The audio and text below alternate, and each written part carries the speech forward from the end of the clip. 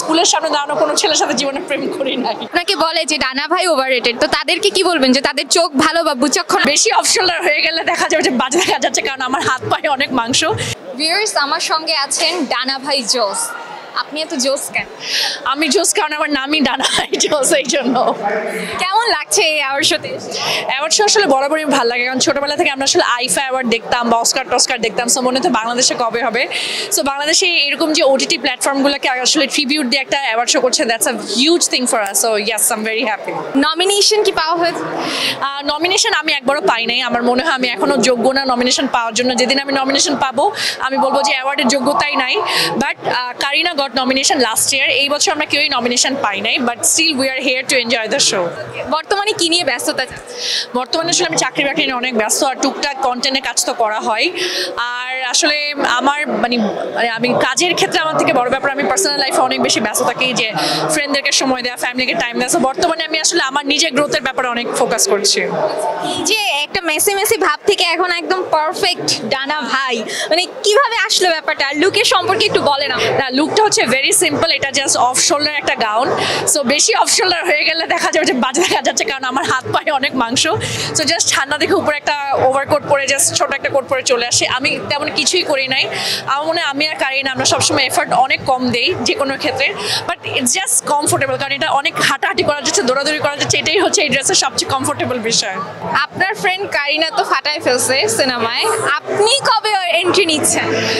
আমার হচ্ছে এই ফিল্মে ছোট একটা রোল আছে, বাট আসলে আমার এন্ট্রি না হবে না, কারণ হচ্ছে অ্যাক্টিং করতে গেলে অনেক ডেডিকেশন লাগে। তারপর হচ্ছে যে আপনাকে অনেক সময় দিতে হয়। আমি চাকরি করে আসলে সময় পাই না। আর আমি এমনও কোনো সুপারস্টার হই না যে ডিরেক্টর আমার জন্য শুধু ফ্রাইডে স্যাটারডে ডেট রাখবে।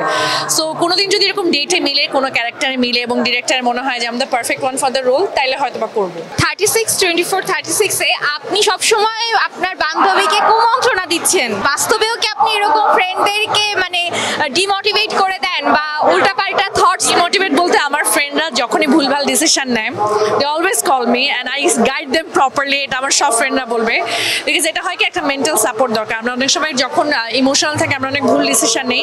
সো উই নিড সামওয়ান যে আমাদেরকে আসলে প্রপার গাইডেন্স দেবে। সো আমার মনে হয় I am also the friend, যেটা আমি রিয়েল লাইফেও সেটা আমি মুভিতেও। আপনি হচ্ছে ওই আন্টি টাইপ? নট অলওয়েজ, কারণ ভুল আমিও জীবনে অনেক করছি। সো আসলে আমি এত আন্টি হইতে পারি নাই।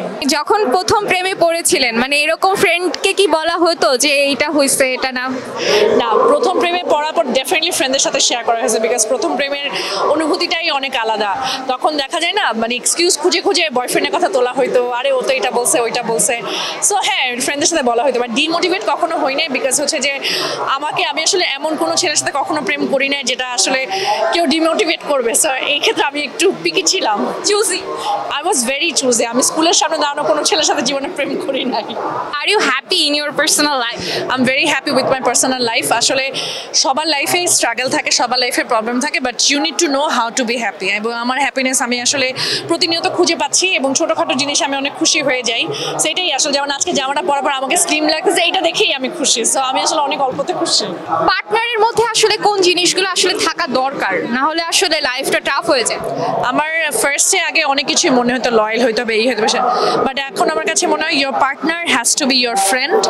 আপনার পার্টনার যদি আপনার বন্ধু হয়, লাইফটা সবচাইতে বেশি ইজি হয়ে যায়। অনেকে তো বলে যে ওভার রেটেড, আপনার কাছে কাকে ওভার রেটেড? আমার কাছে আমার নিজেকে ওভার রেটেড মনে হয়। আমি ওভারওয়েট, সেই সাথে ওভার রেটেড, বিকজ আমি কন্টেন্টের ক্ষেত্রে খুব আহামরি এফার্ট দেই না, but still people love me a lot. এটা অনেক অ্যাপ্রিসিয়েট করার বিষয় যে মানুষজন তারপরেও পছন্দ করে, এইটাই আমার কাছে। আমি আসলে অত এফার্ট দিই। আপনাকে বলে যে ডানা ভাই ওভার রেটেড, তো তাদেরকে কি বলবেন যে তাদের চোখ ভালো বা বিচক্ষণ? আমি বলবো যে yes, you are right, but আসলে আমি ওভার রেটেড হলে আমার ভাগ্য অনেক ভালো, আলহামদুলিল্লাহ, যে ওভার রেটেড হওয়ার পরে people know me a lot and love me a lot.